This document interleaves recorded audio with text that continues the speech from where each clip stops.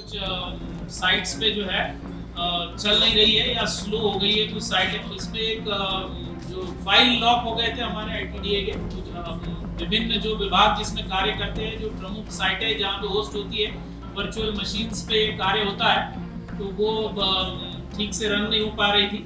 नमस्कार, बहुत बहुत स्वागत है आपका अमर उजाला डिजिटल पर। इस वक्त हम उत्तराखंड की उस बड़ी खबर पर चर्चा कर रहे हैं जिसने पूरी हलचल मचाई हुई है। बात पिछले हफ्ते उत्तराखंड पर हुए साइबर हमले की, जिसकी वजह से प्रदेश का पूरा आईटी सिस्टम ठप हो गया। तो क्या इस पर अब तक का रुख रहा है? क्या तकनीकी दिक्कत इसे माना जाए या ये एक साइबर हमला था? इस पर बातचीत करने के लिए मेरे साथ जुड़ रहे हैं अमर उजाला के वरिष्ठ पत्रकार आफ्ताब अजमत जी और साथ में है वरिष्ठ पत्रकार राकेश खंडूरी जी। सबसे पहले सवाल यही उठता है कि इसे ये क्या तकनीकी दिक्कत मानी जाए, क्योंकि ये भी कहा जा रहा है कि देश का अब तक का सबसे बड़ा साइबर हमला था। कैसे देखते हैं? ये तकनीकी दिक्कत नहीं थी। पहले दिन तकनीकी दिक्कत मानी जा रही थी। अमर उजाला ने ही ये खबर ब्रेक की थी और ये सबसे बड़ा साइबर हमला है। अभी तक जितनी चीज़ें अभी तक भी नहीं हो पाई हैं ठीक, तो उससे ये बहुत क्लियर हो गया है। शुरुआत में जो आईटीडीए के अधिकारी हैं वो भी इसे एक छोटी मोटी तकनीकी दिक्कत मान रहे थे, लेकिन जब उसकी जांच की गई तो पता चला जो पुलिस का सबसे बड़ा नेटवर्क सॉफ्टवेयर है CCTNS, crime and criminal tracking networking का जो सिस्टम है, बेसिकली ये हमला उस पर हुआ। और जो वायरस आया था वो रैंसमवेयर था। रैंसमवेयर मतलब कि वो उसने सीसीटीएनएस जो पुलिस का डेटा था वो पूरा लॉक कर दिया। लॉक करने के बाद उसने फिरौती मांगी। तो जब पुलिस के अधिकारियों को इसके बारे में पता चला कि उनका कोई सिस्टम काम नहीं कर रहा है, ऑनलाइन एफआईआर दर्ज नहीं हो रही हैं, चार्जशीट के काम नहीं हो रहे हैं, तो उन्होंने आईटीडीए से संपर्क किया, क्योंकि आईटीडीए के स्टेट डाटा सेंटर से ये कनेक्टेड था। तब आईटीडीए के जब एक्सपर्ट्स ने उसको जांच किया तो पता चला कि यहाँ एक बहुत बड़ा साइबर हमला हुआ है। तो हम इसे साइबर हमला ही कहेंगे, कोई तकनीकी दिक्कत नहीं है जी। जैसे आपने कहा कि ये हमला इतना खतरनाक बताया जा रहा है कि स्टेट डाटा सेंटर जो है इसकी जद में आ गया। अभी तक क्या क्या जो वेबसाइट थी इस पर इसकी किसी वजह से ठप हुई है और कितना अब तक हम रिकवर कर पाए? हाँ, ये बहुत अच्छा सवाल है। उत्तराखंड का जो स्टेट डाटा सेंटर है, बेसिकली जितनी बड़ी वेबसाइट्स हैं जो सरकार की वेबसाइट्स हैं, जैसे कि अपनी सरकार है, 886 ऑनलाइन ई सर्विसेज दी जाती हैं, प्रमाण पत्र बनाने से लेकर तमाम सारी सर्विसेज हैं, जो डोर स्टेप भी दी जाती है, उनमें से कई सर्विसेज। उसके अलावा पुलिस की पूरी मैंने अभी आपको बताई है। इसके अलावा आईएफएमएस कोषागार और पेंशन का जितना काम है वो सब स्टेट डाटा सेंटर से कनेक्टेड है। इस तरह की तमाम सारी हैं, उत्तराखंड लोक सेवा आयोग है, इन्वेस्ट उत्तराखंड है, इस तरह की 90 वेबसाइट और लगभग 150 मोबाइल ऐप चलते हैं जो इस पूरे उससे प्रभावित हुए और लगभग 3 दिन तक पूरी तरह से बंद रहे।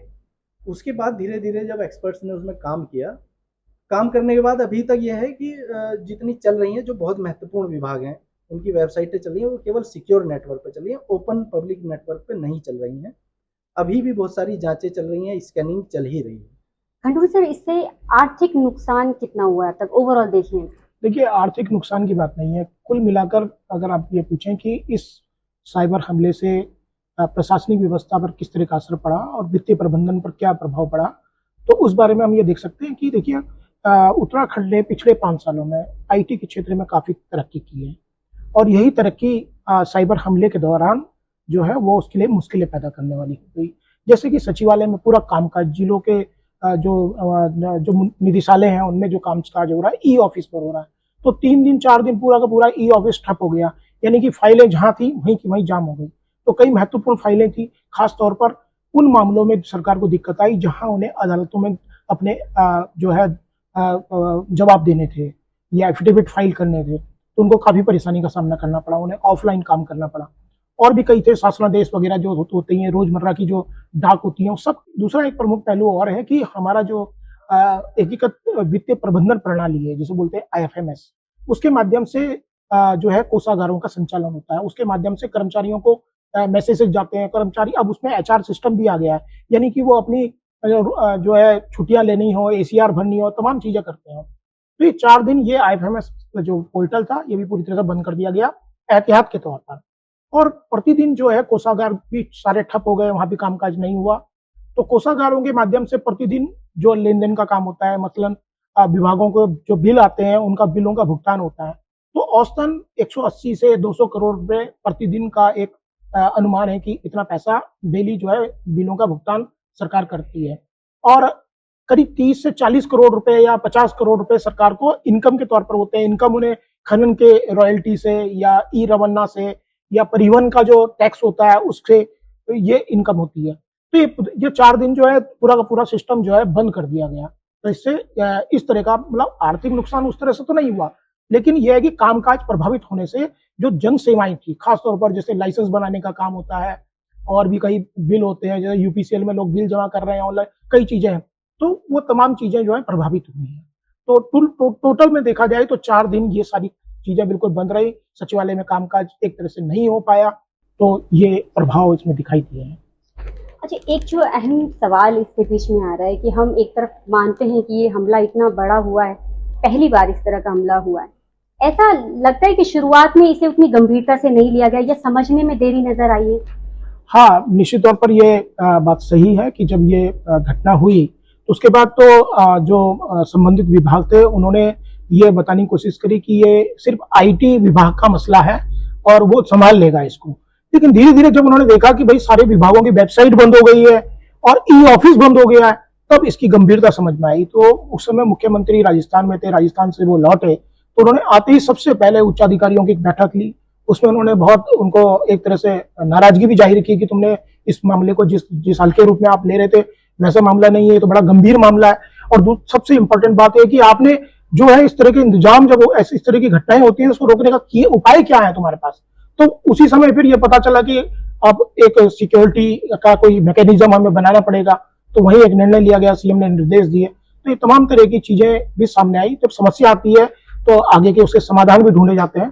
तो उस बैठक में इस पर मंथन हुआ और एक रणनीति बनी है कि आगे जो अगर कभी ऐसा हमला बोला जाए, साइबर हमला हो, तो उससे निपटने के हमारे पास पहले से उपाय है। तो अब एक आखिरी सवाल कि आईटी विभाग अभी क्या कर रहा है, कितनी अलर्ट में सब नजर आ रही है? देखिए, उत्तराखंड में जितनी भी आईटी सर्विसेज हैं, बेसिकली उनके लिए एक नोडल एजेंसी के तौर पर सूचना प्रौद्योगिकी विकास एजेंसी ITDA बनाई गई है। बाकी अगर हम राज्यों की बात करें तो वहाँ निदेशालय हैं, आईटी के डायरेक्टरेट है। तो जो ITDA है बेसिकली उसका जो इंफ्रास्ट्रक्चर है, जो उसमें लोग हैं, जो उसके पास संसाधन है, वो सब बहुत कमतर है। इस साइबर अटैक के आने के बाद पता चला है, उसकी लगातार समीक्षा की जा रही है। मुख्यमंत्री के निर्देश के बाद सचिव आईटी और उनकी पूरी टीम लगातार समीक्षा कर रही है। ITDA में जितना सैंक्शन स्टाफ है 45 लोगों का, वो अभी पूरा नहीं है। उनकी जो कोर टीम बनी हुई है वो केवल अभी तक हवाई है, मतलब 11 में से केवल 3 ही लोग हैं जो कोर टीम है। बहुत सारे संसाधन ऐसे हैं जिनका अभी इस्तेमाल होना बाकी है। बहुत सारे नए संसाधन जुटाए जाने हैं। डाटा रिकवरी से लेकर तमाम सारे काम अभी चल रहे हैं। तो उम्मीद जताई जा रही है कि भविष्य में इस तरह के हमले से हम लोग सेफ रहेंगे, हमारा राज्य सेफ रहेगा। इसमें जो है कुछ साइट्स पे जो है चल नहीं रही है या स्लो हो गई है, कुछ साइटें, कुछ डाटा में दिक्कत आ रही है। तो उसके बाद जो है इसमें 3 तारीख को एक FIR अज्ञात में दर्ज की गई है, जिसमें 308 BNSS और 6768 जो है IT एक्ट के अंतर्गत जो है ये साइबर पुलिस स्टेशन देहरादून में जो है ये मामला दर्ज किया गया है। और इसमें जो है पुलिस इसमें इन्वेस्टिगेशन कर रही है। इसमें एक जो फाइल लॉक हो गए थे हमारे ITDA के कुछ विभिन्न जो विभाग जिसमें कार्य करते हैं, जो प्रमुख साइटें जहाँ पे होस्ट होती है, वर्चुअल मशीन्स पे कार्य होता है, तो वो ठीक से रन नहीं हो पा रही थी। तो उस पे सभी पे जो है वो स्कैनिंग करके जो है वापस से जो है वो सिस्टम को हमने लगभग रिस्टोर कर दिया। अभी सारी जो जितनी हमारी एप्लीकेशंस है वो सारी नॉर्मलाइज्ड हो गई है, सही से चल रही है। अभी पूरा जो है हमने केंद्रीय जांच एजेंसी से भी जो है संपर्क किया है, समन्वय किया है, जिसमें जो है हमारी सर्टिन की टीम है, NIA है, इसके अलावा I4C है। इनके साथ जो है वो हमने सारा सिस्टम लगभग नॉर्मलाइज्ड हो गया और अभी जांच जो है इसमें तेजी से आगे बढ़ रही है। इसमें जो सर्वप्रथम जो हमें एक लीड मिली थी, जो एक IP एड्रेस से जो ईमेल जो उसमें आया था कि जो है वो जो फाइल लॉक हो गई थी और उसके बाद नोटपैड में जो लिखा था कि इस एप्लीकेशंस को खोलने के लिए जो है फला ईमेल पर संपर्क करें।